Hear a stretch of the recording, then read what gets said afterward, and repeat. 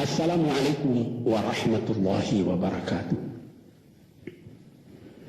Tuan-tuan, saudara-saudara, ibu-ibu dan bapak-bapak yang sudi mendengarkan keterangan agama yang saya berikan di dalam kaset ini. Moga-moga Tuhan melimpahkan, mengurniakan rahmat dan nikmat-Nya kepada kita semuanya. Saya akan membicarakan suatu ayat yang bertemu di dalam surat Al-Baqarah. Bunyinya, Allahu waliyul ladzina amanu yukhrijuhum minadh-dhulumati ilan nur walladzina kafaru awliya'uhumut taghut yukhrijunahum minan nuri ila dhulumat. Artinya, Allah adalah menjadi pemimpin bagi orang-orang yang beriman, orang yang mempunyai kepercayaan yang teguh. Dan Allah, apabila orang itu telah betul-betul menganggap Allah menjadi pemimpinnya, Allah pun menjamin mengeluarkannya daripada gelap gulita kepada terang benderang. Gelap gulita kebodohan kepada kecerdasan, gelap gulita kehidupan tak tentu arah kepada tujuan yang sejati.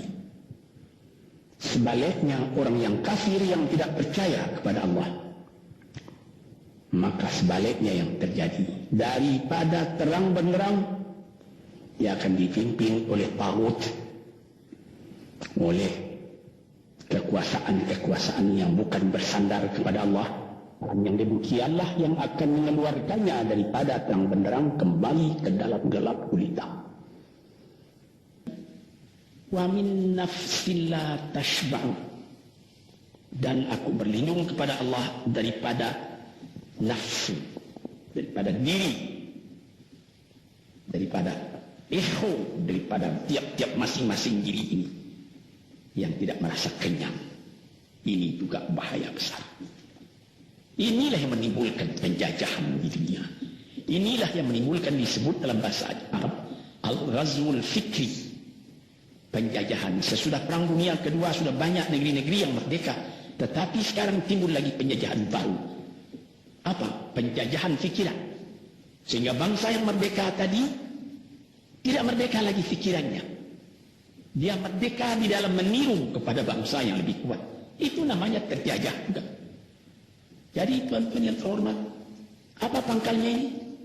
Daripada nafsu serakah manusia. Nafsu serakah manusia sebagaimana tersebut di dalam hadis. Lau kana libni adama wadiyani min dhahabin labtagha thalithan. Wa ma yamla'u jawfubni adama illa turab. Kalau manusia itu mendapat suatu lembah yang penuh dengan kekayaan emas, suatu lembah, dia ingin supaya mendapat satu lembah lagi yang penuh juga dengan emas. Dapat 2 lembah, dia minta 3 lembah lagi yang penuh dengan iman. Nafsu manusia tidak pernah kenyang. Padahal akhirnya kalau dia sudah menutup mata, tidak ada yang akan memenuhi perutnya melainkan tanah. Saya teringat akan cerita yang disampaikan oleh Graf Leo Tolstoy, pujangga Rusia yang terkenal, bahwa orang yang tidak mempunyai nafsu yang kenyang itu, pada suatu hari katanya, ada satu orang kaya mempunyai tanah yang luas. Dia mengatakan kepada orang, boleh tuan-tuan mengambil tanah kepunyaan saya ini, berapa tuan suka, berapa tuan mau. Syaratnya cuma begini, sepanjang yang tuan berjalan dari timur ke barat, lantas sebelum matahari terbenam, tuan sampai kembali ke tempat tuan melangkah pertama tadi. Berapa saja tuan suka, boleh ambil tanah ini. Maka datanglah si tamak tadi. Tuan yang punya asli tanah tadi mengatakan, bawalah bakal, jangan lapar di jalan nanti. Baik, dibawanya nasi sebungkus, dia berjalan. Dari pukul 7 pagi. Kalau diambil kekuatan, hendaknya pukul 10 dia sudah makan. melangkah lagi beberapa ratus meter atau sekian, nanti boleh kekuatan buat kembali. Sehingga sebelum matahari terbenam, dia sudah sampai ke tempat dia menuju bermula. Tetapi ini orang bernafsu betul, dia minta supaya banyak tanah yang dapat didapatnya. Dibawanya nasi sebungkus, tapi dia tidak jalan, di tengah jalan tak berhenti, kan nanti berapa meter itu nanti kalau saya berhenti, tanah yang kurang buat saya. Dia terus berjalan. Dia tidak ingat bahwa kekuatan masa pergi yang lebih cepat dengan kekuatan masa pulang yang lambat itu dia tidak taksir. Dia berjalan saja cepat-cepat. Sudah pukul 1 hari, sudah jauh perjalanan. Lantas nanti kembali. Kelemahan badan, kondisi dan suatu situasi tidak sama lagi. Tidak secepat dia pergi dahulu lagi dia pulang kembali. Maka bukan pukul 7 dia sampai, atau pukul 5 sore tadi dia sampai ke tempat dia berjalan bermula, karena dia jalannya sudah lunglai, kaki sudah penat, badan sudah letih. Kira-kira baru pukul 2 dia tidak dapat berjalan lagi karena sudah lapar. Dia coba makan sedikit pun tidak bisa lagi seenak makan yang tadi. Habis makan pun dia berjalan lagi. Pukul 3 dia terhenti. Jauh lagi baru sampai tempat yang pertama. Menurut syarat yang diberikan oleh mempunyai tanah yang pertama, kalau engkau tidak sampai ke tempatmu yang pertama tadi sorenya, tanah ini tidak engkau dapat lagi semua. Memang tidak sampai dia. Pukul 4 dia sudah berhenti berjalan, tidak kuat lagi. Mata sudah gelap. Akhirnya karena terlalu capek, terlalu penat, mati dia di tengah jalan. Berapa dia dapat tanah sekali lagi? Cuma sepanjang badannya untuk kuburannya, yang lain tinggal semua. Ini satu misal yang dibawakan oleh Graf Leo Tolstoy yang sesuai dengan hadis Nabi tadi, nafsul la tashba, diri manusia yang tidak pernah merasa kenyang. Kita berkehendak tidak berbatas, tapi tenaga kita sendiri berbatas. Ini kali tidak difikirkan oleh manusia. Dia punya angan-angan, dia punya macam teori yang dikeluarkan. Dia lupa bahwa nanti tenaganya itu akan terbatas karena sakit, karena lapar, karena tua. Sebagaimana pepatah dari nenek moyang kita, tanda-tanda dikirimkan lebih dulu bahwa kita tidak akan lama lagi di sini. Apa? Rambut, gigi, mata sudah mulai kabur. Uban sudah mulai bertabur. Gigi sudah mulai gugur. Kulit sudah mulai kendur. Kalau mata sudah kabur, uban sudah bertabur, gigi sudah gugur, kulit sudah kendur, sudah 4 perkara. Yang kelima ialah umur. Nah, ini kerap kali manusia lupa yang demikian. Sebab itu dikatakan, ya Tuhanku, janganlah sampai aku ditumbuhi oleh penyakit nafsu yang tidak mau kenyang-kenyang itu. Nah ini, kemudian itu timbul lagi doa yang keempat, disebutkan di situ, wa min doa illa yusma. Ini lebih berbahaya lagi. Ini sudah puncak dari bahaya. Apa artinya? Dan aku berlindung kepada Engkau ya Allah daripada doa yang tidak didengar lagi. La ilaha illallah. Mendoa ya Allah, kasih aku ini, kasih aku kesempatan, tapi tidak didengar lagi. Tuan-tuan, para pendengar kaset yang tercinta, ada tersebut dalam hadis Nabi, wa malbasuhu haram, wa mashrabuhu haram, wa udhiya bil haram. Ya Rab, ya Rab, fana yustajab lah.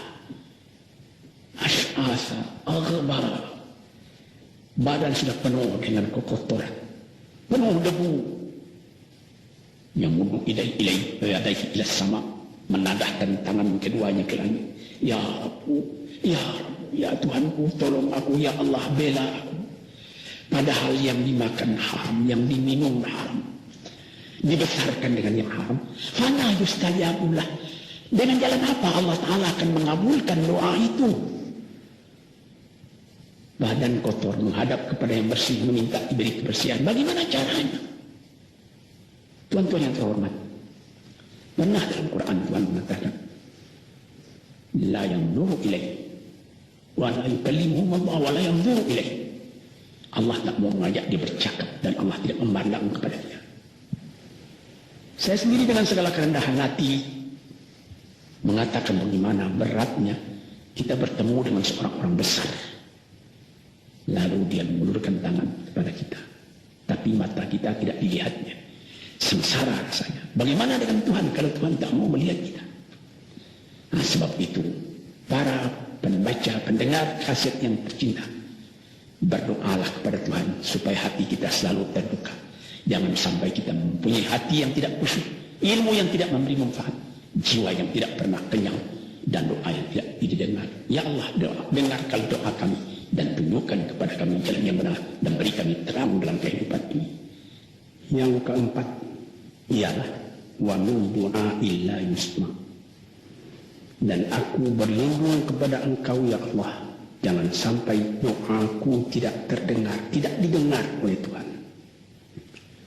Sebagaimana kita tahu, doa itu adalah mukhul ibadat, tulang sumsum daripada ibadat kita sendiri kepada Tuhan. Segala perbuatan kita patrikan dengan doa, dengan harapan mudah-mudahan diizinkan oleh Allah, disampaikan maksud kita, macam-macam yang kita minta kepada Tuhan. Tapi kalau doa itu sudah tak diperdulikan lagi oleh Tuhan, apa celaka kita, apa daya kita, apa upaya kita? Di sini kita melihat apa sebab maka doa tidak didengar oleh Tuhan, tidak diperkenankan oleh Tuhan. Dan tentu saja bukan dari salah Tuhan, melainkan dari salah kita sendiri. Di dalam Al-Quran dikatakan iyyaka na'budu wa iyyaka nasta'in. Al-Fatihah disebut, kepada Engkaulah kami menyembah ya Allah, dan kepada Engkau kami minta tolong.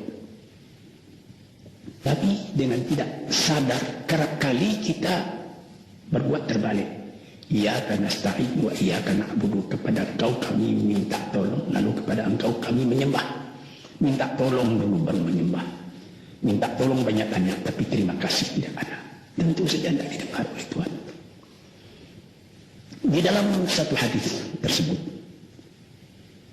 Asy'asa al-Ghubbar yamuddu yadayhi ila as-sama'i ya Rabbu ya Rabb, wa mat'amuhu haram, wa mashrabuhu haram, wa malbasuhu haram, wa udhiya bil haram, fa anna yustajabu lah.